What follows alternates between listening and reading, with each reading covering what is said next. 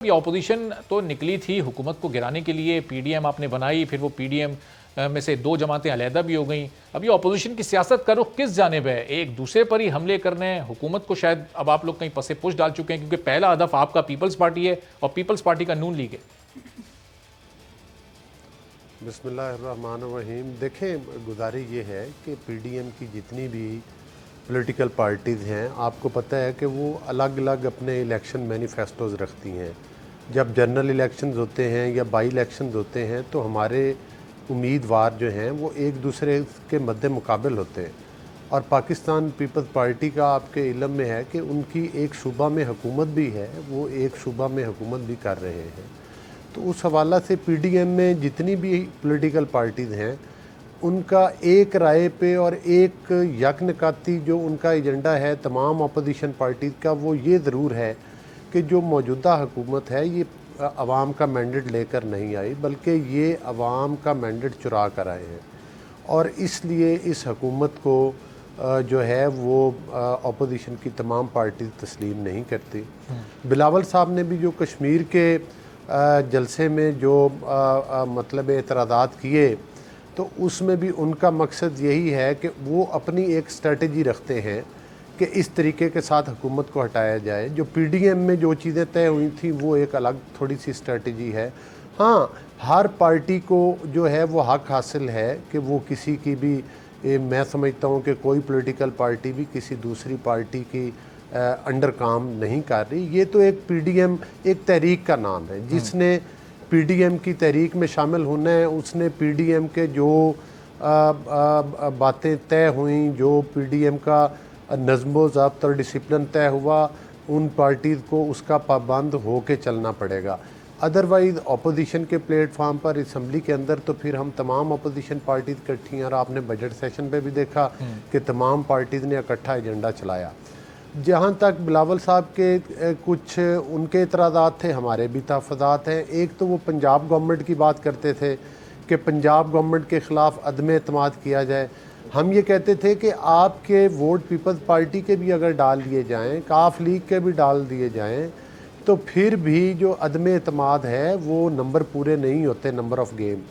और सेनेट के इलेक्शन में जब चेयरमैन सेनेट के ख़िलाफ़, आपको याद होगा जब अदम एतमाद लाया गया था, तो उस वक्त भी जिस तरह से हुकूमत ने अक़लियत को अक्सरियत में बदला और अक्सरियत को अक़लियत में बदला, वो भी पूरे पाकिस्तान ने देखा और 2018 के इलेक्शन में भी देखा। लिहाजा वो अदम एतमाद जो नाकाम हो जाए और कमज़ोर टियर पर हो, उस अदम एतमाद मेरी गुजारिश तो सुन लेना, उस अदम एतमाद कोई कार्रवाई नहीं सर,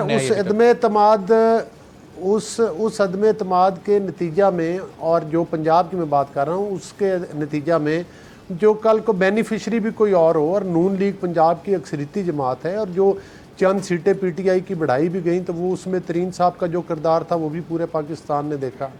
तो बहरहाल वो अदम एतमाद जो कल को नाकामी का शिकार हो, उससे बेहतर है कि वो तरीक़ाकार अपनाया जाए। हम नहीं चाहते कि किसी भी इस्टेब्लिशमेंट की सपोर्ट के ज़रिए कोई भी गिराया जाए। हाँ, ये एक हकीकत है कि इस्टेब्लिशमेंट भी चाहती थी कि बुज़दार को तब्दील किया जाए, लेकिन हम स्टैब्लिशमेंट की सपोर्ट के जरिए और स्टैब्लिशमेंट की मर्जी का नेक्स्ट वज़ीर आला को उम्मीदवार नहीं। अलीगौर साहब, फिर किसने, जब स्टैब्लिशमेंट भी बुज़दार साहब को हटाना चाहती थी, तो फिर किसने उनको बचाया? इसका मतलब प्राइम मिनिस्टर का भरपूर एतमाद है ना उन पर। देखें, हम यही तो हमारा मौक़िफ़ है कि तमाम पॉलिटिकल पार्टीज़ जो हैं उनको लेवल प्लेइंग फील्ड दिया जाए, और पाकिस्तान को कानून और आइन में जो रोल है उसके मुताबिक चलाया जाए। इसमें इस्टेब्लिशमेंट या वो मुक़्तदर हल्के जो बार बार इस चीज़ में मुदाखलत करते हैं वो अपनी डोमेन में रहकर काम करें, पॉलिटिकल पार्टीज अपनी डोमेन में रहकर काम करें, और तमाम इदारे जो हमारा आइन में जिसका जितना किरदार मुतय्यन है उससे बाहर ना जाए। कोई भी इदारा, चाहे वो सियासी इदारा हो, हमारे अस्करी इदारे हों, जो तमाम इदारे अपनी हदूद में रहकर काम करें। अलीगौर साहब, वापस आपकी तरफ मैं आता हूँ, ज़रा फैजुल्लाह कामुका साहब का इस पर पॉइंट ऑफ व्यू पहले ले लूँ। तो फैज़ साहब, हुकूमत भी तो शायद यही चाहती होगी ना कि तमाम इदारे अपनी हदूद में काम करें, या हुकूमत का मौक़िफ़ इस सिलसिले में कुछ और है? अगर अपोजिशन और हुकूमत की दोनों की इस पर एक ही राय है, तो फिर बुनियादी इख्तिलाफ किस चीज़ पर है? देखिए, मैं गुजारिश कर दूँ, पाकिस्तान के अंदर जो صحیح معنوں میں جمہوری نارمز ہیں یا ایک جمہوریت کا کلچر ہے وہ پنپ نہیں سکا. اور ایک یہ 2 پارٹی سسٹم تھا، اس میں پاکستان تحریک انصاف جو ہے اس نے یعنی ان میں سمیع اللہ کلیم اللہ کا آپس میں کھیل چل رہا تھا. تو تھرڈ پارٹی آئی اور اس نے آ کے جو ان کا ایک لوٹ مار کا ایجنڈا تھا، یعنی ایک پارٹی کی گورنمنٹ آتی تھی تو وہ اپوزیشن میں دوسری پارٹی ہوتی تھی تو وہ ان کو چور چور کہتے تھے، جب ان کی حکومت آتی تھی تو وہ ان کو چور چور کہتے تھے. تو اس میں پھر لوگوں نے دیکھا کہ یہ تو پورے ملک کو پچھلے 35-40 سال سے بیوقوف بنا رہے ہیں.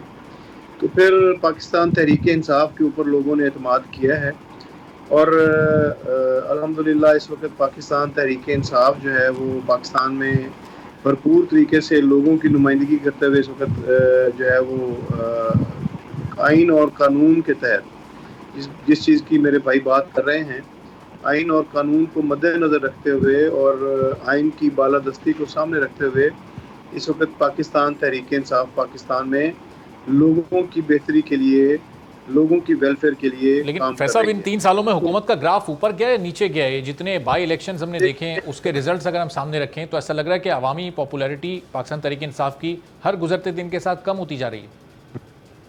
یہ پیمانہ نہیں ہے اس چیز کا. میں آپ کو بتا دوں ابھی 3 سال جو تھے یہ ہمارا جو تھا اکانومی کے حوالے سے یہ ہمارا سٹیبلائزیشن پیریڈ تھا، جس میں بہت سارے سخت سٹیپس بھی لینے پڑے اور بہت ساری ایسی چیزیں تھیں، ورنہ ہمارے سے پہلے حکومتیں رہیں وہ پاکستان کو ایسے حالات میں چھوڑ کے گئیں.